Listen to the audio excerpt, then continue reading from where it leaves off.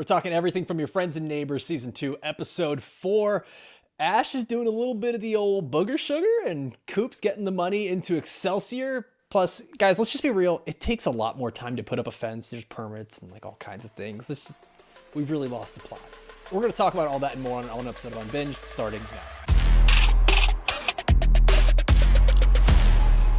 Welcome into Unbinged, the podcast where we break down the shows, movies, and news you love to binge. I'm Alfredo Brown, joined as always. I got Jagger, Matt Kopfhamer with me. We're talking everything from the latest episode of Your Friends and Neighbors Season 2. But first, the spoiler warning. We're about to spoil everything from Your Friends and Neighbors, so catch up, friend and neighbors. Oh, that's nice. Won't you be my neighbors? I like that. There's a good communal vibe to the podcast right now. Speaking of that, can we talk about the elephant in the room? There's no chance that you get a fence up that fast. There's no chance you get that many contractors out. It's been a day? Like, it was the next day, or was there maybe a time lapse that I'm not aware of? I would hope there's a time lapse. Like let's say as soon as she got shit in her hand, she would call a contractor. A contractor maybe would be out a week later. Then he's like, oh, I got people on another job out here. Right. I got people on another job. And like, that's like the fastest that would be another week. So it'd have to be at least a 2-week lead time. I mean, like, it's impossible for Mel, right? That's yeah. Okay. Yep. I was starting to confuse him. It's impossible for Amanda Peet's character to not know that they're putting up a fence. Like, you got to go through permits and they're walking on her property and stuff. This was the most important part of the episode in my eyes. I'm just being real. Mm-hmm. As a homeowner yourself, Alfredo, you felt very aggrieved as someone whose neighbor, if they just put up a fence without you knowing. Oh, there would be a strongly worded email going to the HOA and a follow-up email 10 minutes later. Sorry, guys. We'll get to it. Allow this to happen. This is the only time I've ever seen Alfredo just be like an unashamed dude about something where like you're not knocking on houses. Like, what kind of wood is this? What kind of wood is this? Is that maple? You got some Nordic pine over here? What are we doing? Actually, no, Florida, man, we don't do that. We have PVC fences that like allow the wind to come through, or like my new neighborhood, they all do like the 4-foot tall fences that are just the what is it, like the railing or whatever it is, where it's all everything see-through. Like a picket? Yeah. No, yeah, kind of. It's just like the but it's like bars. The aluminum style. Yeah, it's like a tiny jail. Like it all looks like we're in a dog pen, essentially. It's just hurricanes, man. It's not great. Boys, enough fun with the fences. Let's talk about this episode, because there was a moment here where everything like felt very, very out of control for Coop. And I was wondering, like, when are we going to get back to the point where everything feels dangerous for Coop? And we get that moment where he is in the house performing a robbery and gets a call from Ash. And this is where we finally say, like, okay, this is a lot more complicated than robbing houses, moving money. We now have a character that's totally unfucking hinged. And I like that more for James Marsden's character, that he's not this plotting, well-together guy. Like, he's there doing coke and listening to 80s rock and just losing his shit. And then later he's like, man, I'm good. Totally came down from it. So what's up? Tell me, what's going on? He's a wild card, and that's what makes him fun, because you never know what's happening next. That makes him fun, but I think that makes him dangerous, because like inside of him are two wolves. Like, if he's sober, he is calculating. Both cokeheads. Yeah, that's true. Yeah, he's a hyper fixated cokehead that's like, oh, we're gonna follow this game plan until I fucking don't. And then like, are you trying to fuck me with my money? What are you doing? Yeah. You never want a cokehead worried about $400 million that you're handling. So that's not gonna end well for anybody. No, man. And there's like the moment at the end of the episode where Coop's telling him, all right, so let's delete the video, right? And he's like, listen, I can tell you I delete the video, but we know there's always backups. Like, there's always just something. This is, by the way, if you haven't seen it, go and check it out. Our latest episode covering beef. It's the same plot point right here. Mm-hmm. The biggest difference, though, is earlier in the episode we have Lou literally come out and tell Coop. He's like, "Look, Blackmail has an expiration date, but you have to choose when that is. So you have to be comfortable saying, you know what, fuck it, release the video. I can handle it. But Cooper obviously is not anywhere near that level yet. But we're gonna see a day where he's gonna get tired of James Marsden. I can't remember his name. James Marsden's character. Not Cal. Different show. Ash. Yeah. Yeah, right. I almost said Cal too because of Paradise. I'm like, nope, that's the wrong one. But he's gonna get tired of getting jerked around by a cokehead, and you either gotta take your chances with the cops and be like, look, that video is not what you think it is. He asked me to come in and take this, fucking lie. But Coop has to make that decision of when are you gonna allow this man to stop holding power over you. Mm-hmm. And actually, Coffee, you said it the nice way. I took it as the expiration date is like when you stop being a little bitch and flex back on them. Like that's the real thing, you know. Those are the times when Ash has had the most respect for him, is when like he stands up for himself and he can hold his own. He's like, okay, we're equals. Because like right now, I think he sort of just looks at Coop as like a pet. Like I have full control over you. Yeah. Yeah, Ash is bored. He's literally a bored housewife that's just playing with his food. That's what he's doing right now because he has so much money and so much power that he needs to entertain himself somehow. And Cooper is his new fixation. Now, I want to ask a question about Ash and the money here. Before I do that, guys, if you enjoyed just a second of this conversation, please take a moment to like this video, comment down below with your thoughts on everything going on in this episode and in this series. And if you're listening on Apple or Spotify, we need those 5-star reviews. It helps us so much as an independent podcast to grow and be able to do more things for you guys and cover more shows. Right now, we're covering Your Friends and Neighbors, The Boys. We just finished The Pit, Beef. We've done so much on that side. And then for our premium subscribers, we're covering Invincible, Euphoria Season 3, and we've done some rewatches of Sinners and One Battle After Another. So join us for those. Guys, back to the conversation here. I'm wondering, and I think James Marsden does a really good job of not giving anything away. When he's angry with Coop, I couldn't quite tell if he's angry or panicked or both. Because yes, losing or not knowing what's going on with that amount of money is big, but the urgency in which he's trying to do it almost seemed like there is a real fear that Ash has. And the only way that he can kind of subsidize that fear at the moment and put that away is doing the coke and kind of letting loose.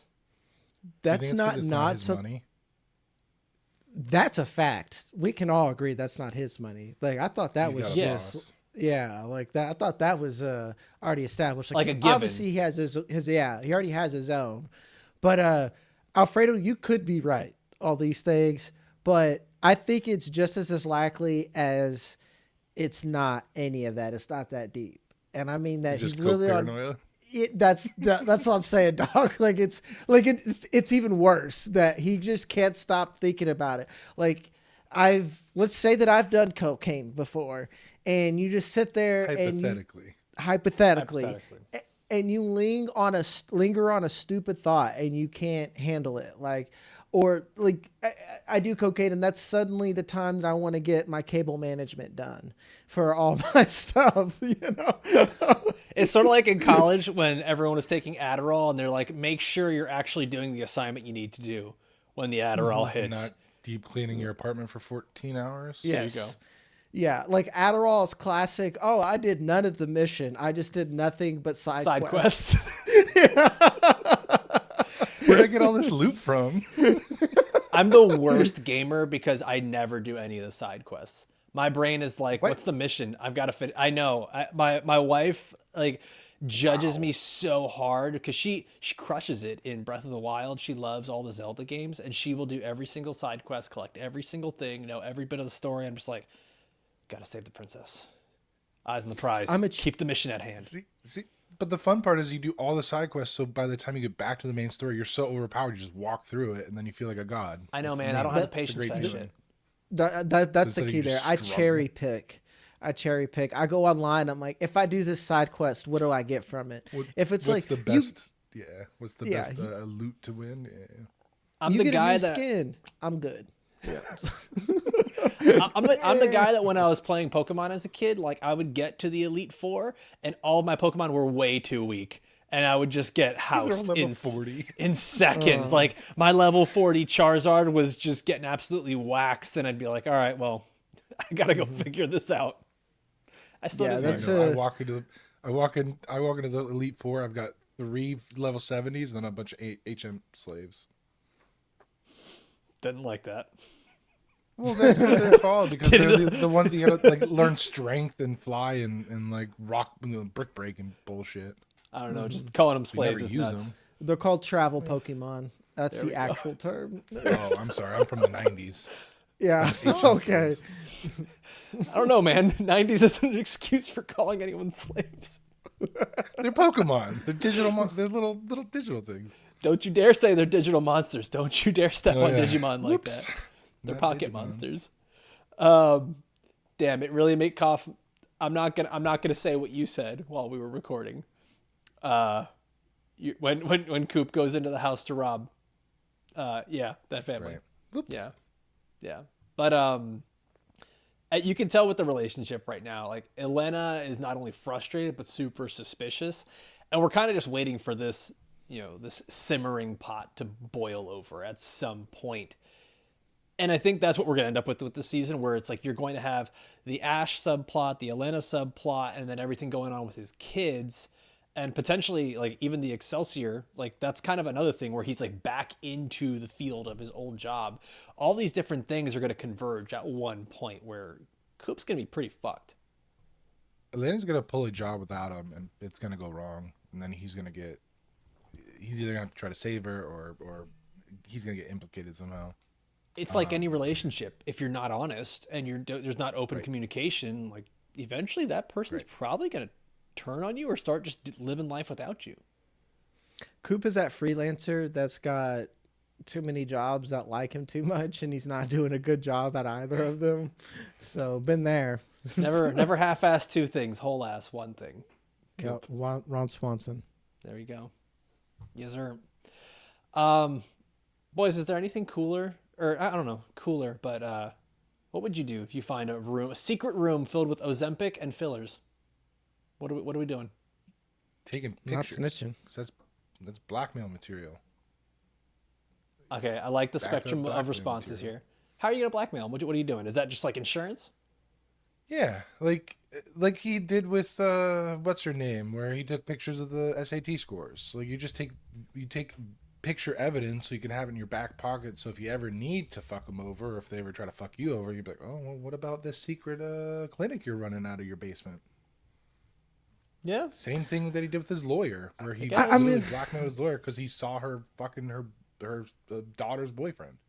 I guess. Yeah. I think, Koff, what I missed when you first brought that up, I was just like, homie, you're gonna dip your feet in some more mess. And I guess what you're saying is just like make a file, put it away, put that in your back pocket, and then one day you'll have it. Rainy day fund.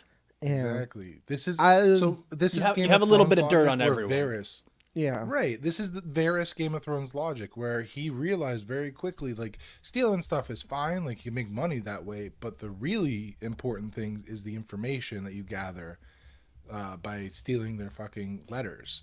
So this is the same thing where you're gathering information on your powerful neighbors to where if you need to, you have that available as a way to get one over on them. Yeah, I can see that. I think Coop is too stressed at this point to be thinking of anything else. Like I think all he's trying to do, because of that dream sequence that he has, I think he's at the point where he's just like, just don't get caught. Like I don't think he's at that criminal mastermind level yet where he's thinking 2 steps ahead of people. I think that dealing with Ash is going to get him to that point because he's at the point where there is no way out. And so, like we were saying, Ash respects him more when he stands up to him. I'm wondering what is it going to be where he gets 2 steps ahead of Ash and he's like, now you're fucked and you have to deal with me. I wonder if it's going to have to do with Delilah, because that's what's been kicking around in my brain the entire season is like, what does Delilah know of her father's like business? Is she involved in it in any way? Because she's getting really close with Coop's kid. and just, there's got to be something there, and I just can't quite figure out what it is. You know what I mean? And it can't just be like, oh, she's attracted to your son just coincidentally.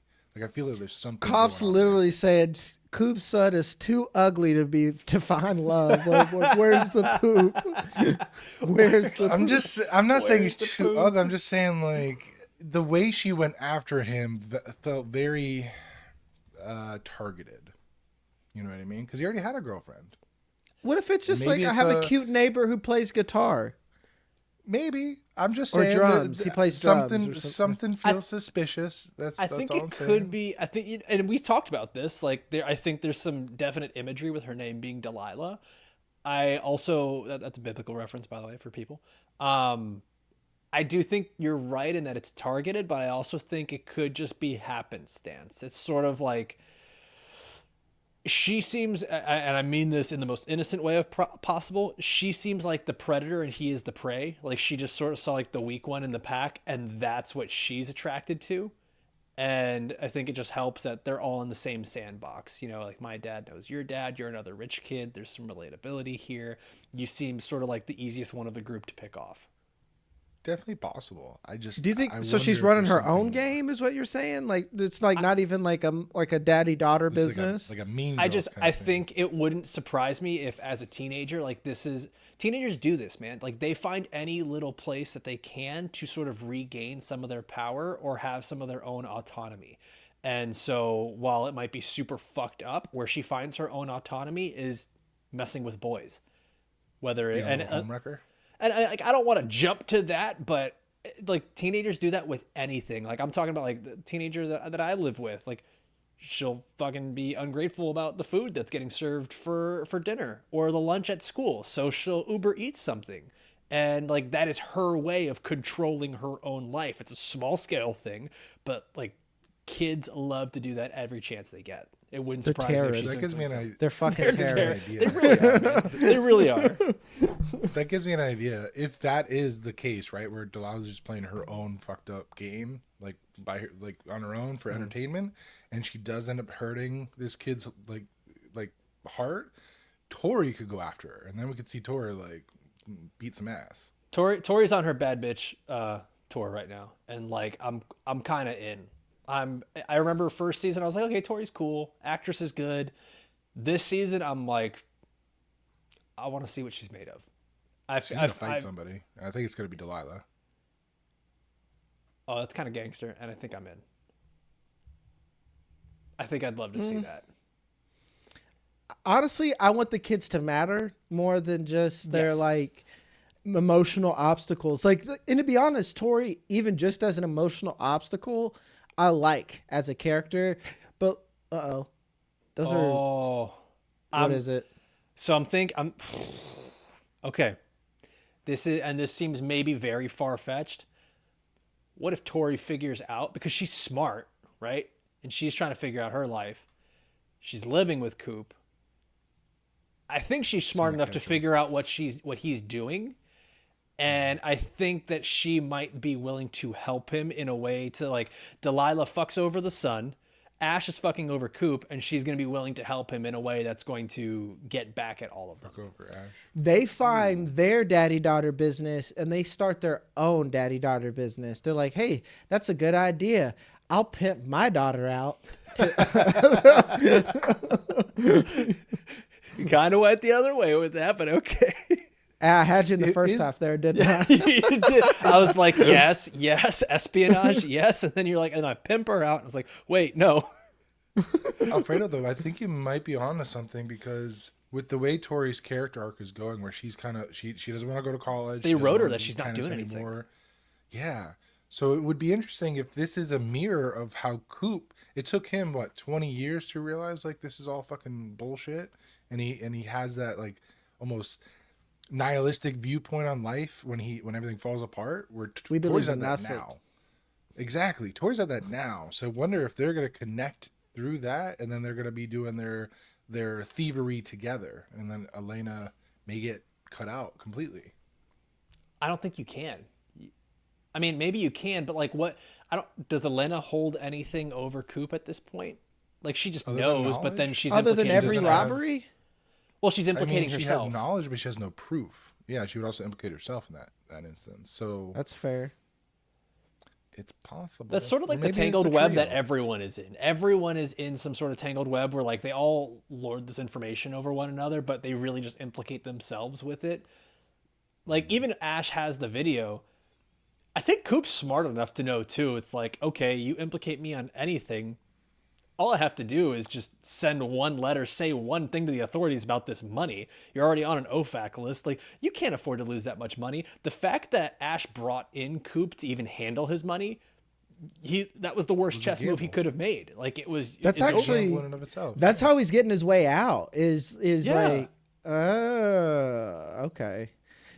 Alfredo, look at you, dog. You're cramming your way through here. We'll make a gangsta out of you yet, player. White collar crime. There's a path. There's a high ceiling there for me. Once the money's in the Excelsior Fund, then the power flips from Ash to Coop, because now Coop he's the one that's like, all right, well, you fucked me over, and I just, like you said, send a letter to the SEC or the OFAC or whatever, and boom, Ash is going to prison for however long. And you know what I'm curious too is like what happens to that money? It gets confiscated by the government and then used in. Never mind. You were gonna go to a dark place? Yeah, I was gonna say before I ran, but well, you said it anyways, so. I said it quietly. Koff's like the uncle that says the inappropriate shit. He's like, no, I shouldn't, but I was just gonna say, and then just says it anyways. And you're like, you gotta qualify it Unc, first. you can't say that. I said no offense. I'm actually curious if there's some sort of loophole where the money doesn't end up getting confiscated by the government, or if that ends up being Coop's way out too. Like, I think there's a couple different directions they can go here. One, the money could just end up back in the hands of all these rich people. Two, the money does get confiscated by the government, but the government is willing to give Coop a pass on the grand larceny stuff and breaking and entering and all that stuff because he helped them catch this potentially international criminal, and you cut a deal. Or three, Coop eventually finds out whoever Ash's boss is.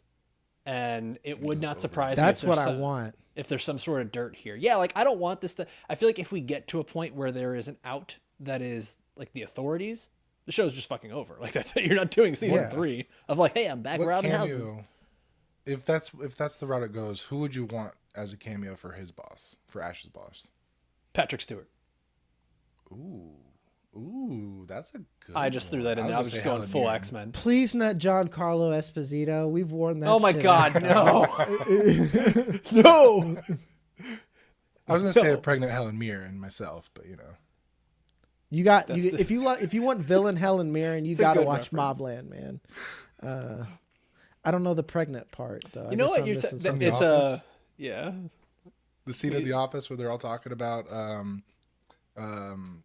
Hillary Swank, if she's hot or not, and then they're like, oh no, different episode. It was when Pam's pregnant and she's feeling bad about herself, so they're talking about celebrities, right? Yes. Anyway, this is an Office reference. You're doing a great job right now. We're just gonna let you riff for a bit. The show just came to a screeching halt. All right. You know who I would actually like to see now that you mentioned Mobland? Isn't Pierce Brosnan in that, Jag? Yeah, and he's also a psychopath villain. That'd be a good one. I think Pierce Brosnan would be pretty cool here. I think that fits the dynamic here. There's also, like we've said it, Michelle Monaghan is cast for season 3. So she's the wife. I don't know if she's the wife. The dead wife.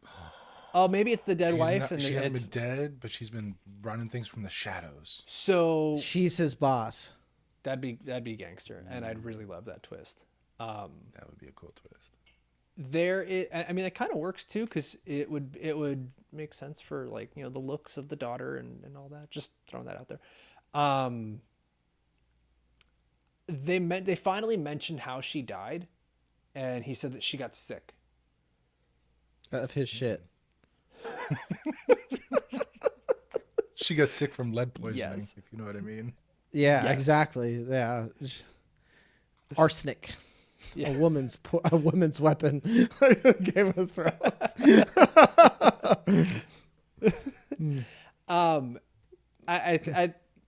I like that we're getting like little tidbits of information. Are you guys all in the same boat here? Like, we do not believe that his wife died from just being sick, that he either killed her or she's still alive. Like, I think is the school of thought here? Yes. Yeah.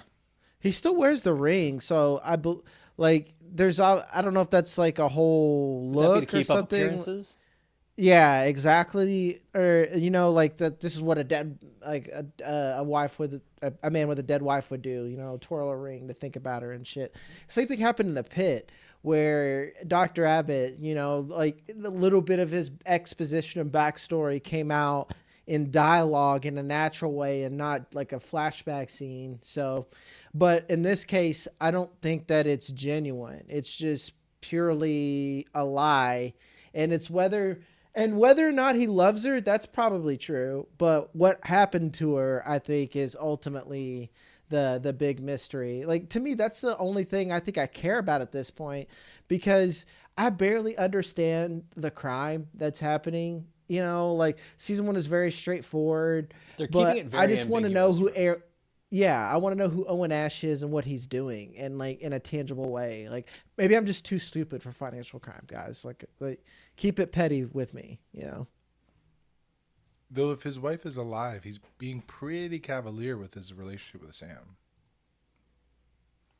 And again, that might just be appearances thing, but that's the one sticking point. I'm like, it could be honey dicking. That's pretty. She may not have been ever actually his real wife. Could have been a crime partner, and it was just like a fun thing, and that's sort of how he lives his life. I don't know, man. Like, does this seem like a guy that lives his life by the rules? Like, do the bonds of marriage seem like that would confine him? I think he seems like an honest chap, and I would let him date my daughter. As long as he give you a bump first. Yeah. Jack's just like, I really want to be friends with this guy. Yeah, by any means. He seems cool. He seems cool. It's so weird, the dynamic, like from everything from the dead wife to the daughter to where the money's coming from to what he's actually doing to how outward he is with everything, with the appearances of like bringing Sam to the party and like making it a thing that I have brought you to a place that you are not welcome. It does feel like everything he is doing is to set up, hey, look at what I have done for you. Like, I have brought you back into this world. I kind of like nursed the sick puppy back to health sort of thing. And like, now it's going to have this undying allegiance to me. It feels very much like that's just dark. Who he is. It is dark, but like, this seems like a dark fucking dude. He made him sound like Nolan Grayson. You do bring up a good point though with Sam. It is almost like he is picking people that he knows have like obviously brushes with the law in the past and maybe willing to break the rules. Birds of a feather, Cooper, dude. Now Sam, and he's bringing him under his influence. So I wonder what he's building up to other than just Sam's hot. So what it's also unless he's trying to leverage her real estate business for something. I wonder if he's going to try to do that. It's also, these are people who have very little to lose and very little leverage. Like you have a lot of freedom if you just have a normal job, but as soon as you're worried about the police, that's leverage that someone can put over you. That's major leverage someone can put over you. So and again, multiple things can be true. It's like you said, Sam's hot. She is a criminal. She has business. Like, if anything, we're all just reinforcing of why she'd be the perfect mark. So, yeah. There's a thing that Coop says towards the end of the episode where he's like, as easy as it was to sell your soul, it was just as impossible to buy it back. And I think that's where all these characters are. I think like that's a thing for Sam, for Ash, for Coop, and I wouldn't be surprised if that starts to become a thing with Mel and with the daughter and like with more characters, that people can't undo these roads that they're going down. Mm-hmm. Goose has been cooked. It feels like it reminds me of Rue from Euphoria, where she's like, I feel like I sold my soul to the devil, but it's better than the hell I knew, or something like that, because she got away from her ex-boss for a new boss. But yeah, don't make deals with bad people, and then you don't have to worry about it. That's the key to life, man. Don't make deals with bad people. It starts with a dealership. Like as soon as you get like a bad car, you're just like financially fucked for life. That and student debt. So it's like that's it. You get a student loan, a bad car. Next thing you're buying an 8-ball, and it's game over. Congrats, crack baby. Jesus. Guys, the Ash having that necklace, by the way, and we're harping on him so much because I still think he's the most interesting character here because there's so much intrigue. But having that necklace with the 2 bullets made from an artist, that was wild. Like just going full 50 Cent here. Mini man.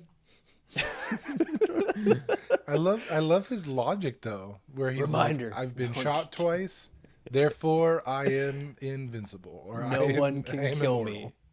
Yeah. I am the one who knocks. That is the wrong lesson to learn from that, buddy. Maybe you should learn why you got shot and avoid that next time. But that's telling us who he is. I think that's telling us who he is and what his mentality is. It once again, like we don't know enough about him, so it could all just be a front and the way he presents himself to Sam. But that also just might be who he is, that he does truly think he's invincible, which is why he's fucking with Coop and not realizing he has implicated himself in all this. Coop's a dangerous man that he's cornering. Like, and it's like, cocaine is a big thing about it. Like, you get this air of invincibility, and you don't get as far as Ash has in life, and I mean that in any sense of the word, without feeling invincible to where his game is sloppy now. We see this all the time in crime shows or whatever, where he's just not, like, he's on his, like, last 30 minutes of Scarface run right now, and Coop's going to be the one to put the bullet in him because, you know, Coop's been pretty level-headed throughout this and playing jazz and playing, even though it's jazz, still playing the right notes. So this is, I wouldn't be surprised. I'll put my money down on Owen Ash being a one-and-done villain. Just by what we've seen from this last episode, where I just feel like he's not long for this particular world. The other thing too.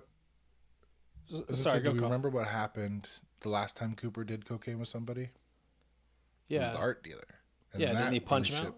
Crumbled immediately. Yeah, and then he tried to kill him and Barney. Did Coop do coke? Yeah, he did. Yes, like a little bit. Yeah. So again, just like he did with Ash. Yes. So just like with Ash, where he's like, no thanks, and then they're like, do it though. He's like, all right, fine. And then the relationship crumbled. So I wonder if we may be seeing a pattern where if he does drugs with somebody, the relationship drugs crumbles. Are bad, okay? Cocaine are the Godfather oranges. Anytime you see oranges in the Godfather, like that person's gonna die. So like anytime Coop does cocaine, that's like berserker mode. Someone gonna get it. Barry better stay away. What I was gonna say before too is like where I think Ash is totally fucked up is you've now made it a home game for Coop. He knows everything about that world of finance and everything he's doing getting into the Excelsior Fund, where Ash has admitted that he doesn't know shit about this.